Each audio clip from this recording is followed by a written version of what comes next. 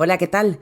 Sé que llego un poco tarde a celebrar San Valentín con vosotros, pero espero que lo hayáis pasado bien, que lo hayáis celebrado con vuestras parejas y los que no tengáis una, que al menos os hayáis dado un homenaje porque no hay nada como quererse a uno mismo. El 14 de febrero de 1998 también cayó en sábado, igual que este año. Ese día una pareja se prepara para celebrar San Valentín. No están en su mejor momento. Llevan un tiempo algo distanciados y por lo que parece la relación está a punto de romperse. Aquella noche es, en cierto modo, un intento de reconciliación, una oportunidad para volver a empezar. Han reservado una habitación de hotel con la idea de pasar tiempo juntos, de hablar, de arreglar lo que se había ido desgastando. Pero nada sale como esperan. La velada termina en tragedia. Lo que debía ser una noche para salvar la relación se convirtió en un suceso marcado por las dudas y muchas preguntas sin respuesta. Seguramente muchos de vosotros ya habréis escuchado este caso y si es así, pues espero aportar algunos datos que desconocíais de ellos. Ya sabéis que me gusta mucho indagar en los casos y conocer a las víctimas más a fondo, más allá de lo que se cuenta habitualmente cuando se habla de estos casos. Para los que no lo hayáis escuchado nunca, espero que os parezca interesante. No sé, me resulta un poco cruel decir esto de interesante cuando hay víctimas de por medio, pero supongo que entendéis lo que quiero decir. Preparaos porque aquí arranca el especial San Valentín. Mi nombre es Susana García y esto es Más allá del crimen. Comenzamos.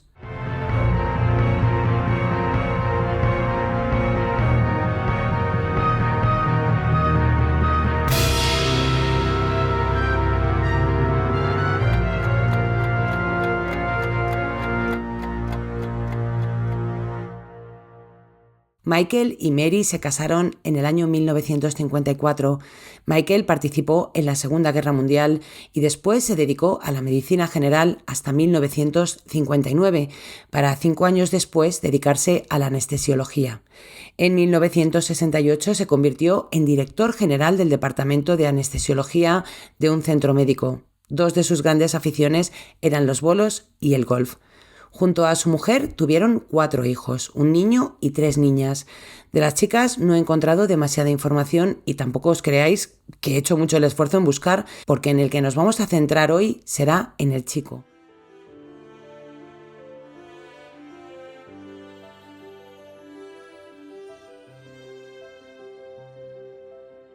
Stephen Grieco nació el 22 de noviembre de 1962 en Harrisburg, Pensilvania.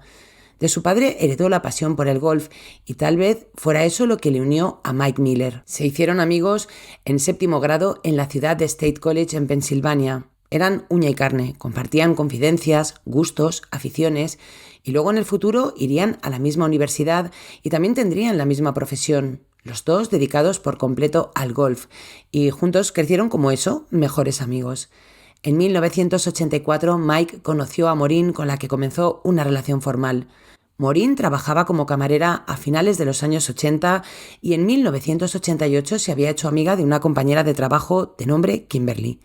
Mike y Maureen pensaron que tal vez Stephen y Kimberly podrían tener buena química y organizaron una cena los 4 para que estos dos se conocieran, y no fallaron. En esa cena, Stephen se enamoró de Kimberly al instante. Esta mujer nació en 1965 y se tituló como tecnóloga quirúrgica. Al igual que su amiga Maureen, habían tenido trabajos esporádicos como camareras, para sacarse algo de dinero. Y entre esta pareja, todo surgió muy rápido. Se casaron el 4 de marzo de 1989, apenas un año después de conocerse. Mike fue el padrino del novio y su mujer Maureen fue la dama de honor de Kimberly.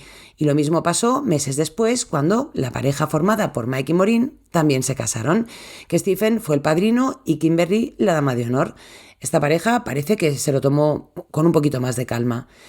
Y como os he dicho, entre Stephen y Kimberly las cosas iban muy rápido, tanto que en el año 1990, un año después de casarse, tuvieron a su hija Anna, única hija.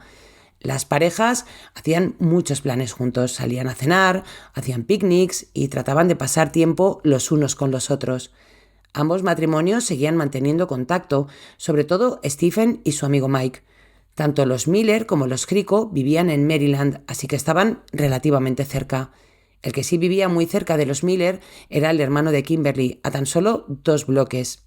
Kim y su hermano estaban muy unidos. Podemos decir que estaban todos relativamente a tiro de piedra. Las personalidades de Stephen y de Kimberly no tenían nada que ver. Ella era extrovertida y sociable, mientras que Stephen era más retraído. A ella le gustaba salir y él era más casero. Pero en un principio eso no fue un problema para los dos. Stephen tenía un buen puesto dando clases de golf, el mismo trabajo que tenía su amigo Mike, y Kimberly trabajaba temporalmente como tecnóloga quirúrgica en varios hospitales. Y los años fueron pasando. En 1997 ocurrieron dos hechos que marcarían la historia de la pareja.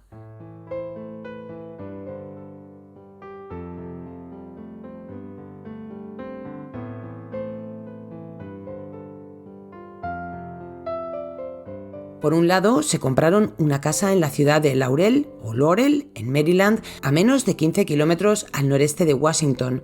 Situada en el 14970 de Belle Amy Doctor, la vivienda de estilo colonial de 2 plantas con varias habitaciones y 4 baños, construida en el año 1975, estaba valorada en torno a los $350.000.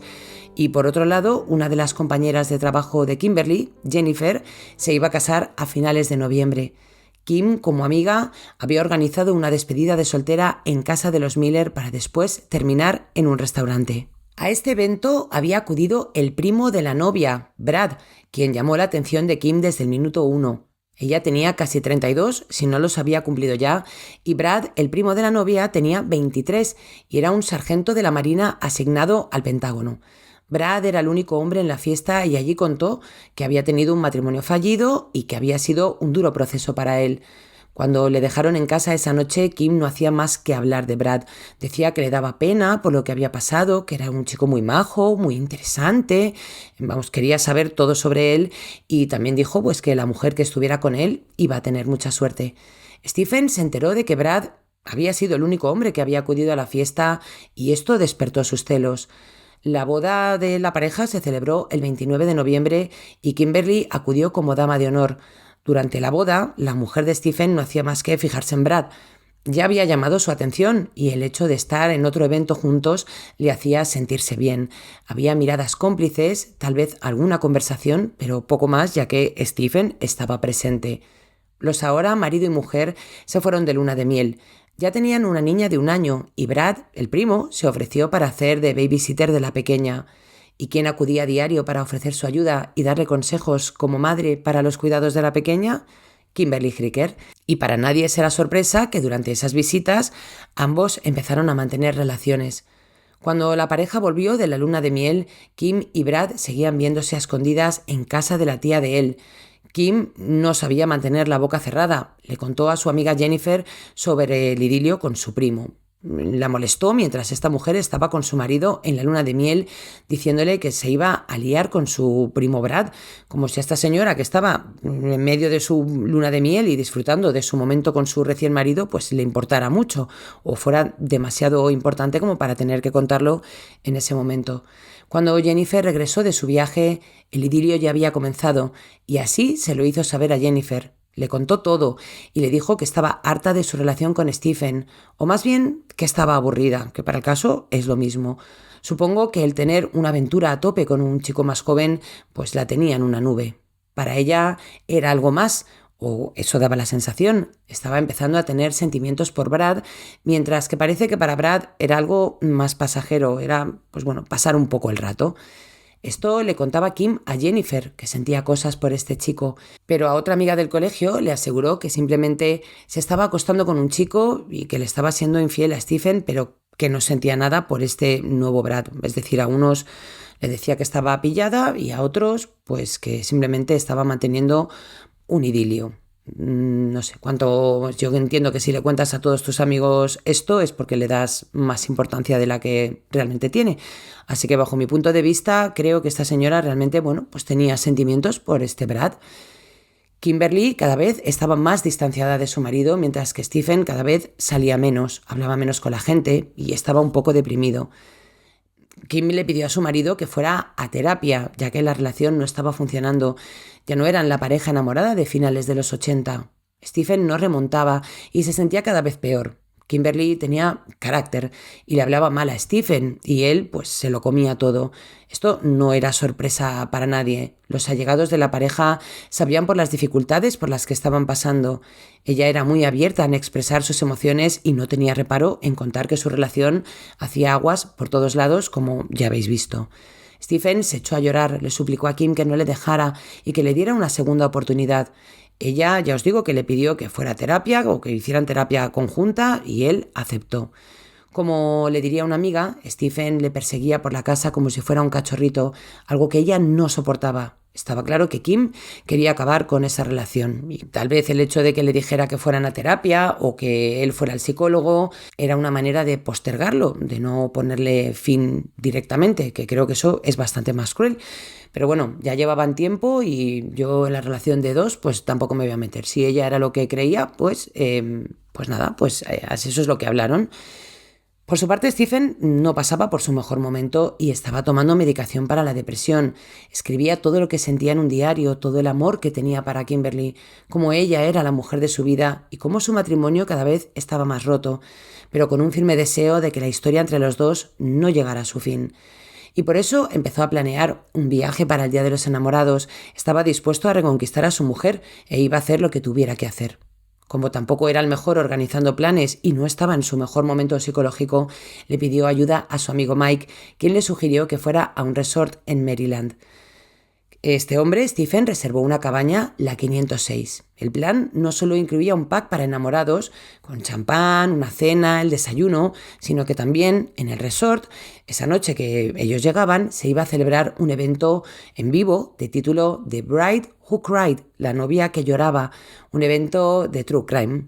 Se trataba de una actuación, ya os digo, que era en vivo para las más de 100 parejas que iban a estar en el resort ese fin de semana. Actores representaban a una boda de la mafia, un hombre que obligaba a su mujer a casarse con él y tras el enlace, él acababa muerto. Los presentes eran los que tenían que averiguar quién había sido el culpable. Parece surrealista que este fuera el plan y que uno de los Grieco acabara muerto pocas horas después.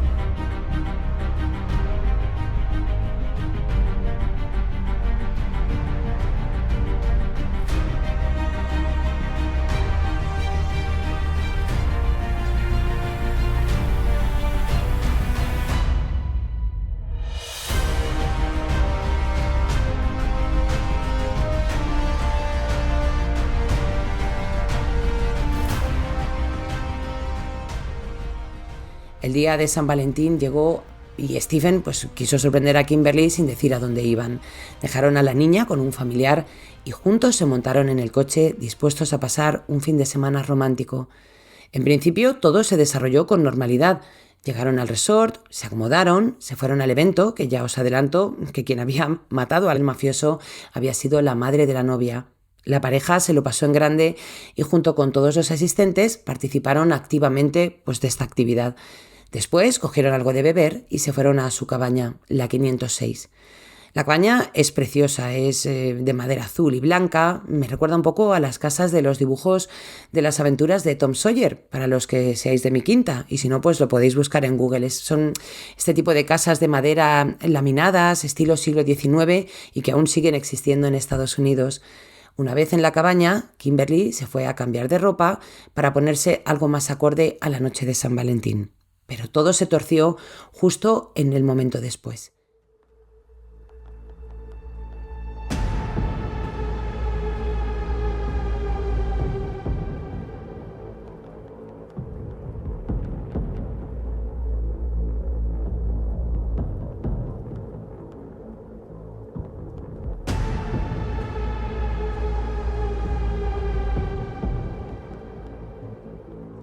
Kimberly salió corriendo y se presentó en recepción alertando de que en su cabaña se había desatado un incendio. Un huésped, que también se alojaba allí, lo escuchó decir el número de la cabaña y junto con un trabajador del hotel salieron corriendo hacia allí. De la cabaña salía muchísimo humo, había fuego y pudieron observar un cuerpo dentro.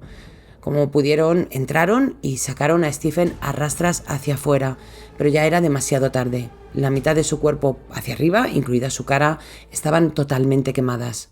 Minutos después llegaron los equipos de rescate y nada pudieron hacer por salvarle la vida. Stephen Grieco ya estaba muerto. Dentro, sobre una mesita de noche, había un par de cervezas, se supone que son las que habían cogido después del evento de True Crime, que había cogido él para seguir celebrando la noche de San Valentín juntos. Además, había una revista de contenido fuerte, ya me entendéis, no digo la palabra porque estoy en YouTube y aquí me limitan bastante, pero ya sabéis a qué me refiero, y también había un paquete de puros al que le faltaba uno. Todo apuntaba a que Stephen, mientras estaba tumbado en la cama, se quedó dormido y se le cayó el puro encendido en la cama, desatando el incendio que acabaría con su vida. Sabe por el registro de su teléfono móvil que Kim llamó al 911 y además pidió que avisaran a Mike y a Maureen Miller, a los amigos de Stephen. Ella tenía el número de teléfono del matrimonio, pero por lo que sea no les quiso llamar. Los amigos de la pareja cogieron el coche y se dirigieron hasta el hotel. No sabían exactamente lo que habían pasado y allí pues se enteraron de la triste noticia. En este hotel estaba Kim con su hermano llorando desconsolada. A Stephen le practicaron una autopsia, algo que el forense pensó que sería bastante sencillo. Un hombre que se había quemado en un accidente y por lo tanto se preparó para hacerle un análisis de sangre y certificar su muerte. Stephen tenía quemaduras de 4º grado, lo que significa que las partes del cuerpo que estaban quemadas estaban ya carbonizadas. Mientras el forense hacía su trabajo, los detectives, por su lado, también hacían el suyo. Interrogaron a trabajadores y huéspedes y, por supuesto, a su mujer. Kimberly les dijo que su relación estaba mal, ella no negó nada, que habían ido al resort ese fin de semana para intentar salvar su matrimonio. Les dijo también que Stephen había querido tener relaciones con ella y según lo que les confesó es que ese fin de semana habían quedado en ir juntos, desconectar y hablar sobre su relación y que habían acordado no acostarse. Esto motivó que tuvieran una discusión y que ella se marchara de la cabaña enfadada, dejándole solo dentro. Cogió su coche, se dio una vuelta y cuando regresó se dio cuenta de que salía humo de la habitación. Fue entonces cuando corrió hasta recepción para dar aviso a los bomberos y lo que ya sabemos. En la analítica que había pedido el forense, el monóxido de carbono en la sangre de Stephen salió negativo. Era algo sorprendente. Este hombre, revisando las fotos de la escena, se dio cuenta de que había bastante hollín en las paredes y en la parte superior de la cama que se había incendiado, por lo que decidió hacer una autopsia un poco más exhaustiva para tratar de encontrar ese mismo hollín en las vías respiratorias y en los pulmones de Stephen. Cuando abrió los pulmones no había hollín, ni en los pulmones ni en las vías respiratorias. Y para los que ya llevamos muchos de estos casos a nuestras espaldas, esto significaba que Stephen ya estaba muerto cuando se desató el incendio en su habitación. Ya no se trataba de una muerte accidental, sino de un posible homicidio, ya que no había una causa determinante de la muerte del hombre de 35 años y por lo que habían podido ver en la autopsia, tampoco había sido una muerte por causas naturales. Su corazón estaba bien, todo estaba bien. Era un hombre fuerte, grande, sano y se pidió un informe toxicológico para ver si este arrojaba algo más de información. Y la sorpresa, que igual no fue tanta sorpresa, es que este determinó que en el cuerpo de Stephen había pesticida o un producto similar a un pesticida. Ahora había que averiguar qué pesticida era, cómo había llegado hasta allí y quién era la persona que se lo había administrado. Los detectives interrogaron a Mike, el mejor amigo de Stephen. Este les confirmó lo que ya sabían, que el matrimonio de los Grieco no funcionaba. Se lo había confesado el propio Stephen a él como confidencia de amigo e incluso, ya os digo que fue Mike el que le sugirió que fueran al resort para celebrar el Día de los Enamorados, que habían organizado algo allí para el fin de semana y fue así, pues como el ahora fallecido planeó el fin de semana junto a Kimberly. No solo los detectives querían saber qué es lo que pasaba en el matrimonio, sino que le preguntaron dónde estuvo la noche en que su amigo murió.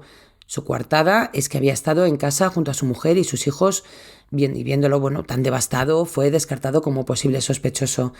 Tirando del informe toxicológico para ver si este ofrecía algo más, descubrieron que Stephen había estado tomando relajantes musculares y también medicación para la gripe. Tal vez toda esa medicación, mezclado con la cantidad de alcohol que había ingerido, tal y como había asegurado Kimberly, esto había provocado su muerte. Pero lo más alarmante es que en su cuerpo no había alcohol. El resultado fue 0,0.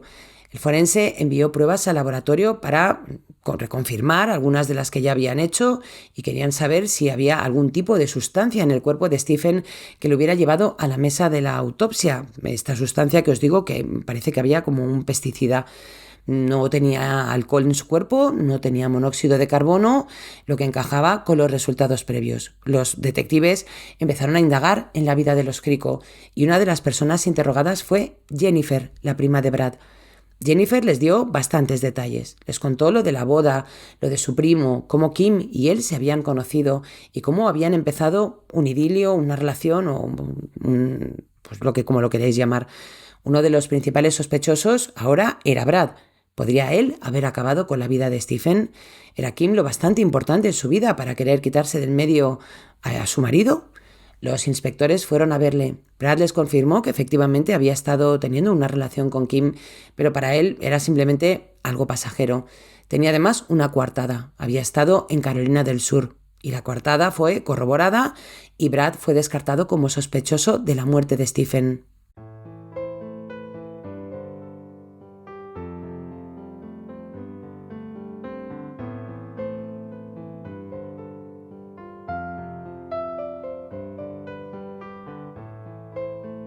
La historia de la muerte de Stephen Crico ya había salido en todos los medios y los detectives se sentían presionados por cerrar el caso y dar respuesta a esta muerte tan frustrante. Revisaron la escena del crimen meticulosamente una vez más. Junto al departamento de los bomberos querían saber cómo se había iniciado el fuego, ¿no? El estudio de los expertos había descartado que se hubiera iniciado por temas eléctricos. Tan solo les quedaba el puro. ¿Podía un puro incendiar la cama del hotel? El siguiente paso fue reproducir el incendio con las mismas telas de la colcha y las sábanas de la cama de esta cabaña, de este resort, y el mismo puro intentaron reproducir el incendio, pero a pesar de varios intentos, incluso probando con la funda de la almohada, el resultado fue negativo. Las telas utilizadas eran ignífugas, no había manera de que eso prendiera ni las colchas, ni las sábanas, ni la funda de almohada. Por otro lado, Mike, el mejor amigo de Stephen, aseguró a los investigadores que de todos los años que había conocido a Crico, pues jamás había fumado. ¿Y por qué justo esa noche se había encendido un puro que además había terminado en un incendio que finalmente acabaría con su vida? Las telas, ya os digo que eran ignífugas y Stephen no fumaba. El incendio se había provocado de otra manera y ya os digo que podría ser tal vez con un activador, que fuera esta sustancia que habían encontrado en el cuerpo de Stephen. Probaron con un perro experto y rápidamente les alertó de que sí. Todo parecía escenificado. Cervezas en la mesita cuando Stephen no tenía una gota de alcohol en sangre, una caja de puros cuando el hombre no fumaba, incluso uno encendido, unas sábanas y colchas ignífugas incapaces de prender por un puro encendido y un acelerante. Estaba claro que a Stephen se lo habían quitado de en medio. ¿Y quién era la única persona que había estado en la escena? Su mujer Kimberly. En su confesión, ella negó haber comprado los puros ni la cerveza. Dijo que la cerveza la había comprado Stephen en el bar, que los puros se los había llevado él en la maleta. Y bueno, pues el detective decidió investigar o tratar de tirar de esta información. Se recorrió varias licorerías de la zona, desde la casa de los Crico hasta el resort, buscando en cuál de ellas se habían adquirido los puros. Parece una locura, pero justo en el paquete que habían encontrado en la cabaña del resort, pues este paquete tenía una pegatina, ¿no?, con un precio de oferta, una oferta de $2,49 más impuestos. En la mayoría de las licorerías a las que fue, ninguna tenía esa caja con la pegatina, pero en una parece que había una caja con una pegatina con un precio de oferta. En este sitio vendían esos mismos puros, pero la pegatina indicaba $2,99 más impuestos. No era la misma. El agente se dio cuenta de que bajo esa misma pegatina había otra y al retirarla, la que estaba debajo mostraba $2,49 más impuestos. Ya sabía el lugar donde se habían comprado. Ahora tenía que averiguar quién había adquirido esa caja. Le mostró al vendedor varias fotos, incluidas las de Stephen y las de Kimberly. Mostraron varias pues para ver si cae en alguna incongruencia, o entiendo que para no mostrarle directamente dos personas. Y además esto pues supongo que ya había salido en los medios. Y este señor, el vendedor, rápidamente identificó a Kim como la persona que había comprado los puros Es más, le confirmó al detective que además se había llevado unas cervezas.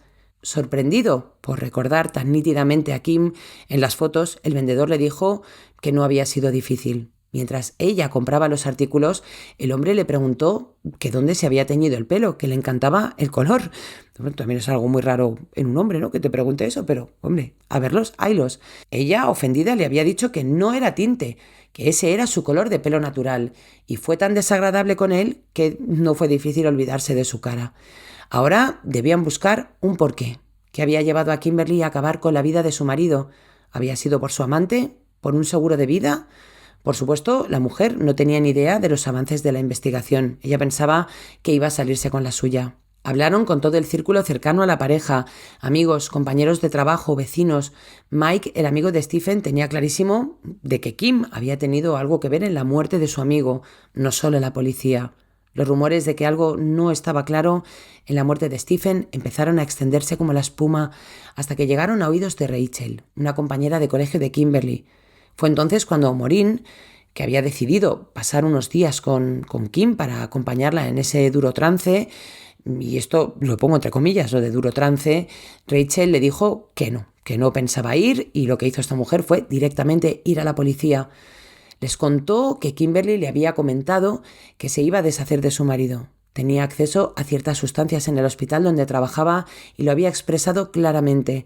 Evidentemente, esta Kim no podía tener la boca cerrada, pero ¿qué sustancia era la que le había dado a Steven que los médicos forenses no habían podido detectar en el cuerpo del hombre? La succinilcolina o suxametonio es un relajante muscular de acción ultrarrápida que se usa en anestesiología para facilitar la intubación endotraqueal rápida, la ventilación mecánica y la relajación muscular durante intervenciones quirúrgicas o procedimientos de emergencia. Lo que ocasiona es que el paciente deje de respirar y uno de sus principales usos es, ya os digo, durante la intubación de secuencia rápida. No tengo ni idea de medicina, esto lo he encontrado en Google. Si hay alguien que sabe más o me he confundido en algún término, que me corrija, por favor. Una vez que esta sustancia es inyectada y a altas dosis, el paciente deja de respirar rápidamente y es una sustancia que no deja evidencias en la sangre. La policía acudió al hospital donde Kimberly trabajaba. Allí hablaron con Kenneth Burgess. Había sido acusado de fraude en el pasado, lo que a Kim le pareció la persona adecuada para en diciembre de 1997, 2 meses antes de la muerte de Stephen, que Kim le confesara que quería acabar con la vida de su marido. Al principio este hombre se pensó que era una broma, pero al ver que Kim seguía muy seria, le dijo que no quería verse involucrado en ese asunto y trató de convencerla de que estaba sobrereaccionando ante sus problemas conyugales. Sin embargo, Kim le dijo que si él no quería ayudarla, pues si al menos podía decirle a alguien que sí quisiera por el módico precio de $50.000. Ken estaba alucinando con lo que Kim le estaba contando y al ver que este señor no tenía la más mínima intención de ayudarla, le pidió que le guardara el secreto y que se olvidara de la conversación que habían tenido. Sin embargo, le dijo este hombre a ella algo que sería lo que llevaría a Stephen a la muerte. Le dijo: trabajas en una sala de operaciones, puedes simplemente ponerle a dormir. Yo, si este hombre se pensaba que era verdad, no era verdad, ¿por qué no acudió a la policía antes? Es siempre algo que me sorprende bastante, pero bueno, a mí es que nunca se me ha acercado nadie a decirme que quiere acabar con la vida de nadie, ni de broma ni en serio, por lo tanto, pues no os puedo decir qué es lo que haría en este caso. La policía le pidió a Kenneth que llamara a Kim para grabarla, para ver si caía en alguna trampa. El compañero de trabajo le dijo que sentía lo que le había ocurrido a su marido para poco después sacar el tema del que acabamos de hablar, que ella le había propuesto acabar con su marido a cambio de dinero. Y aquí Kim ya se empezó a mostrar muy nerviosa y le dijo que simplemente eso había sido una broma. Pero después de presionarla un poquito, Kimberly le dijo que le había dado un muy buen consejo aquel día cuando le dijo que le pusiera a dormir. No sé, este señor no acude a la policía, no sabemos por qué, y esta señora pues no mantiene la boca cerrada. Es que, hija, si vas a acabar con la vida de alguien, cállate. Pero bueno, ya vemos que muy lista, pues esta pues tampoco era. Los agentes pidieron una orden de detención contra Kimberly Grico y cuando ésta estaba en trámite recibieron una llamada del hospital informándoles de que Kimberly había ingresado por intentar quitarse la vida. Maureen fue a verla al hospital, donde Kim le confesó que sabía que estaba en un lío y que iba a necesitar un abogado. Ella cree que, bueno, pues ya soltó, ya no podía aguantarse más. Bueno, que no podía aguantarse más cuando le había estado contando a todo el mundo que tenía un idilio, que se quería cargar al marido, porque fueron varias personas, aunque en este podcast no hable de todos, pero varias personas luego comentaron que ella lo había ido contando por ahí. Entonces fue allí cuando le confesó que ella misma había sido quien había acabado con Stephen la noche del Día de los Enamorados, que era ya la madrugada del 15 de febrero. Por supuesto, Maureen nunca jamás volvió a hablar con ella. Kimberly fue detenida mientras estaba ingresada en el hospital. En su casa encontraron una póliza de un seguro de vida que había sacado ella de $450,000. Ahora ya sabían cuál había sido el motivo. La idea inicial era haberlo hecho en su propia casa, según un testigo, pero al saber que su marido iba a llevarla de fin de semana, el plan cambió un poquito. Bueno, el plan fue el mismo, pero en un lugar distinto. Su juicio comenzó en enero de 1999. La acusación trató de demostrar que Stephen había sido inyectado con una sustancia que había acabado con su vida en unos segundos. La teoría era que... Bueno, pues ya os digo, ella había comprado las cervezas, había comprado los puros y se había ido a cambiar después de aquel show para seducir a su marido. Y mientras estaban, no llegaron a tener relaciones, pero mientras estaban ahí como en un momento álgido, ella sacó la jeringuilla y se la inyectó. En algún podcast, en algún sitio, he leído que este hombre fue totalmente consciente de que su mujer le clavó pues esa inyección, que parece que te deja paralizado, pero que eres consciente de todo, pero yo, por lo que he podido investigar y he podido leer, no te deja consciente de nada. Es que duras varios segundos. ¿Que viera la inyección? Sí, pero es que luego se quedaría dormido. Y vuelvo a decir, al que tenga conocimientos médicos, pues que me lo explique o nos lo aclare para tener más dudas. El caso es que pudieron demostrar que el hombre ya estaba muerto antes del incendio y además tenían testigos potentes que aseguraron que Kimberly ya había hablado de acabar con la vida de su marido antes de que todo esto ocurriera, justo después de haber conocido a Brad y haber empezado una relación erótico-festiva con él. Kim además tenía acceso directo a esta sustancia por su trabajo en el hospital. De esto no había ninguna evidencia, pero los miembros del jurado lo tuvieron claro. Kimberly Crico fue acusada de incendio provocado en primer grado y de asesinato en primer grado y fue condenada a cadena perpetua. Permanece en la cárcel de mujeres de Jessup, en Maryland, y allí se quedará hasta que se muera.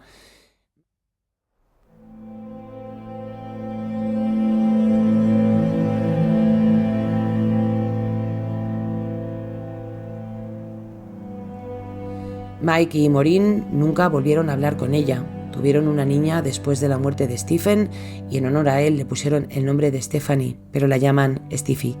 Se arrepienten cada día de haberles presentado y se preguntan si Stephen estaría vivo si ellos nunca hubieran organizado aquella cena en 1988 para que ambos se conocieran.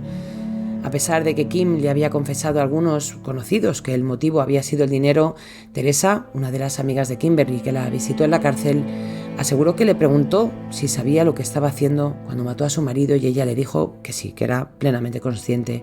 Y posteriormente en una llamada telefónica le preguntó si había sido por dinero y Kim le dijo que no. Y vosotros no sé lo que pensáis. ¿Fue por dinero? ¿Por empezar una nueva vida con Brad? A pesar de que este no quería una relación formal. ¿Se había hecho ella ilusiones a pesar de que este señor le había dicho que no? ¿Fue por los dos motivos? Ya me contaréis qué es lo que pensáis. Lo que está claro es que Kimberly Crico buscó la vía fácil en lugar de divorciarse, que es lo que hace la gente normal. No me canso de decirlo. La casa se puso en venta, hay un anuncio en internet, la casa ya está vendida, pero sí que hay fotos de la vivienda y por eso sé más o menos el precio que estaba la casa, que eran más de $350,000. Pudieron comprarla por menos y luego, después de lo ocurrido, como el mercado pues va subiendo, tal vez el precio, así que os he dado un precio orientativo pensando que como está el mercado había subido. Pero bueno, es el precio que está en internet, es el que os he dado. Los padres de Stephen fallecieron años después. En 2006 creo que murió su madre y en 2007 murió el padre. Alguna noticia a la que no he tenido acceso porque hay que estar suscrito, he visto que esta señora está bastante enfadada porque no puede ver a su nieta En prisión he estado intentando buscar cuáles son las leyes que hay sobre los menores y las visitas a prisión, pero pone que sí que pueden, tienen que ir vestidos de una cierta manera, tienen que estar listados. No he visto que hubiera nada de prohibición, así que me quedo con la duda de saber por qué está cabreada. Tiene ya 60 años y ya os digo, pues lleva la mitad de su vida ya prácticamente en la cárcel y esperemos que de ahí no salga.